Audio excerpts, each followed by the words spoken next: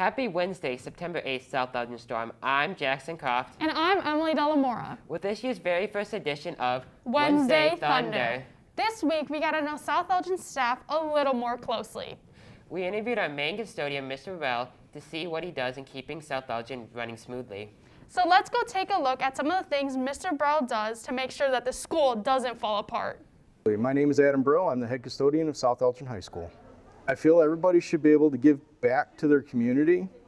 And I was too old to join the police department when I got out of construction, too old to be a firefighter. Both of my kids graduated from here. I figured what better way to give back to my community than to come work here. So it's rewarding knowing and seeing that I've seen so many kids come through here, a lot of kids that I know, and grow up to be successful adults. I start at 5:30 in the morning. It varies day to day, but for the most part I come in, I do mechanical rounds, I check the pool, make sure that the pool chemistry is good and everything is safe for you guys. I check all the air handlers, make sure that they're running. I check the daily schedules, check freezers, coolers. I give the building a good walk. I check as many classrooms as I possibly can. And then the real work begins. And it's when you guys start getting here that's when the challenge starts. This year we've got more students in the building than we've ever had before, okay? That's obvious. Coming off of a pandemic, we run on Mondays, we run with a bare minimum crew so that way I have guys to work on Saturday. Well, yesterday was one of those days where I had a guy that had called off, so it was just myself and one of my day cleaning people.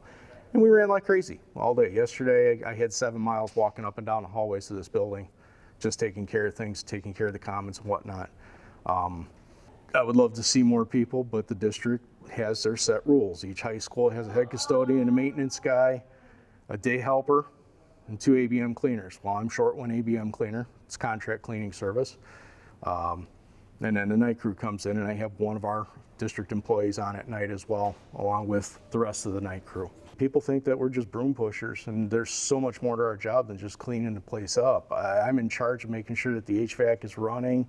And I know everybody complains it's hot, it's cold, and it's sad. This is a 420,000 square feet building. That's 500,000 square feet. It's a quarter mile from end to end. On top of that, 3,000 bodies in here. Each one of you puts off 300 BTU per hour. That's a lot of heat to regulate. 2 years ago, we got brand new chillers, 1,000 tons of cooling.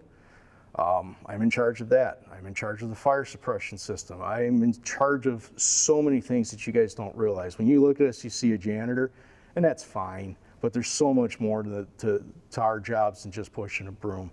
We have to know electrical, we have to know HVAC, we have to know plumbing, all that other stuff. On top of that, I have to hold certifications to do my job. I have a stationary engineering certificate. I am CFC certified from all my years in HVAC. I have a certified pools operator certificate, so that's ongoing. There's ongoing ed all the time in this. So it's the next time that you think, oh, he's just a broom pusher. No, that's not the case. We do a lot that you guys you don't understand, and that's fine, you know. Wow, it is so cool learning some of the things Mr. Burrell does that some of us maybe hadn't known before. Wow, I agree too. It's so cool seeing all the stuff Mr. Rell does to keeping the school running smoothly. Next time you see him in the hallway, make sure to thank him for his 10 years of service at SEHS. Next up, we have a close-up with Guy and Axel with their very own marching storm.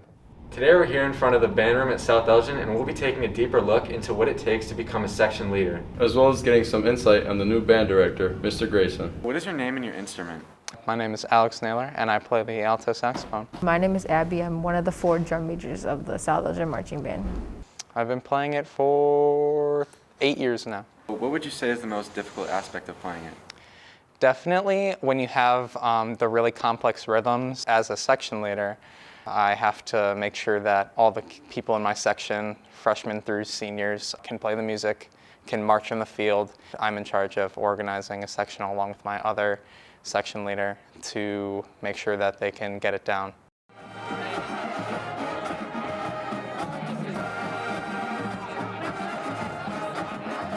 I've been playing the flute since I was in 8th grade, and then I just recently got the drum major position this year. The most difficult aspect of conducting and being a drum major is probably staying in time and keeping the band together, because there's so many different instruments and beats, so you have to make sure that they're all playing at the same time. Or how does the placement process work?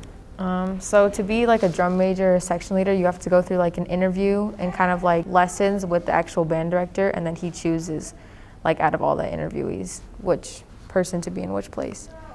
I think one of the biggest obstacles of being a drum major is definitely being able to memorize the cues and the tempo changes and the dynamics, kind of like what musical things come where in the music. Do you plan to pursue your music career after high school?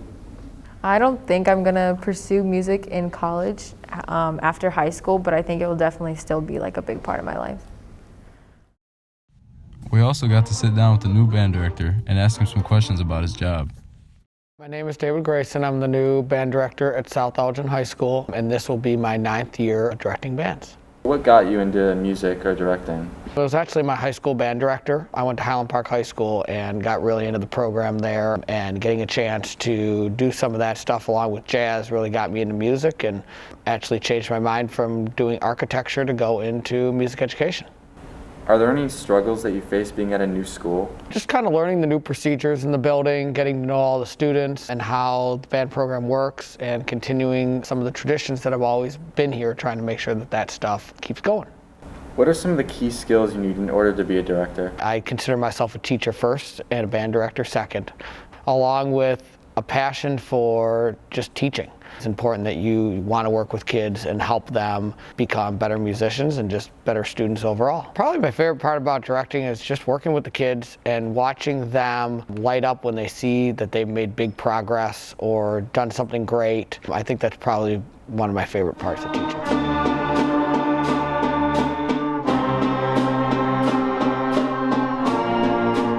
We have such talented people at our very own high school. Abby Choi, Alex Naylor, and the band director contribute very well to the music program's success. I can't wait to see what the marching season has in store for them. Speaking of marching band, I actually have a joke. Go ahead. In what month does Abby Choi parade the most? What month? March. Get it? Because she's in marching band? Anyways, moving on to something a little more intense. With our South Elgin's very first game show, Storm Squabble. Really? That's the name they came up with? Storm Squabble? I know, sounds ridiculous, right? But let's see what game show host Alex Naylor has in store for us today. Hello, everybody, and welcome to the first premiere of the best game show you've never seen. Have you seen Family Feud? It's more or less the same thing.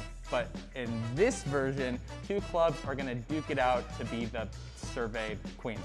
So, on my left, I have Yuri Yu, president of Echo, and on my right, I have Sarah Khan, president of Yace, two clubs here at South Elgin High School.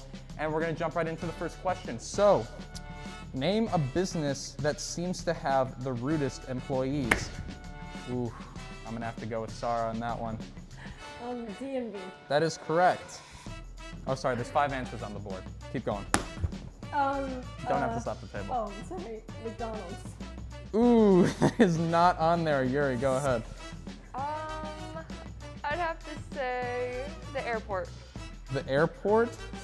Wrong. So currently Sarah is in the lead with 5 points. The other answers were number 2. DMV was actually the number 1 answer. The other answers were number 2, the Target on Randall Road. Number 3, law enforcement. Number 4, retail stores. And number 5, restaurants. And number 6, the bank.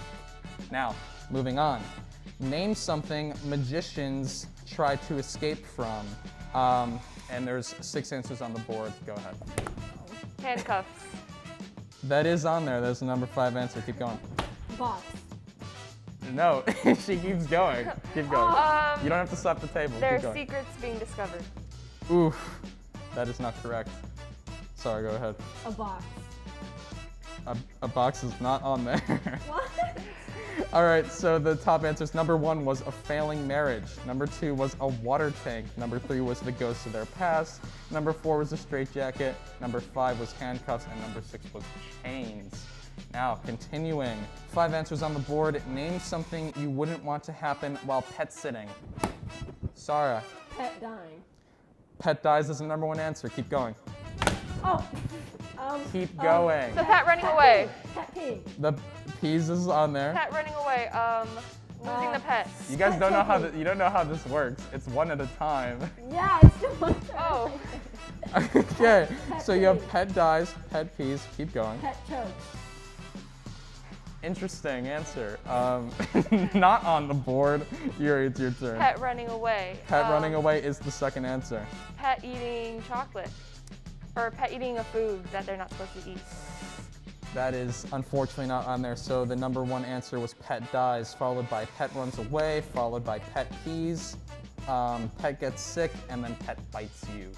And then the last one, everyone's favorite, five answers on the board this time. Most popular pizza topping besides cheese. That's gonna have to go to Yuri. Pepperoni. That is the number one sausage, answer. Pineapple. Okay, that is the top 3. 2 more, go ahead. Mushrooms. Green peppers. All right, I'll give it to you there because those are the 2. All right, one more. Ham.